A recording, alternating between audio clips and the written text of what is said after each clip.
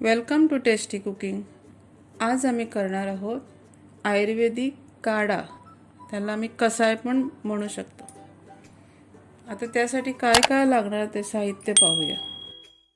आलं, 3-4 लवंग, तिखी, 2 काळी मनुका, 4-5 मिरी, तुळशीची पानं, 1 चमचा हळद, गूळ आणि मध।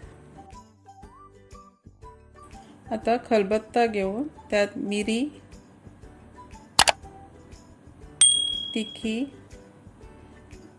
आणि लवंग याचा पावडर करून घ्यायचा। मग ती काळी मनुका त्यात घालून त्याच्या आतल्या बिया फोडून घ्यायच्या, त्यामुळे त्यांची चव येते। आता काढा करण्यासाठी 2 कप पाणी, त्यात पावडर घालायचा। मी खलबत्त्यात घालून कुटून घेतलेला तो, तुळशी, आलं किसून घ्यायचं, हळद आणि हे पतंजलीचं गूळ मी वापरलेला आहे। चांगली उकळी येऊ द्यायची। उकळी येऊन झाल्यावर गॅस बंद करून मग त्यात मध घालावे आणि आता पिण्यासाठी काढा तयार।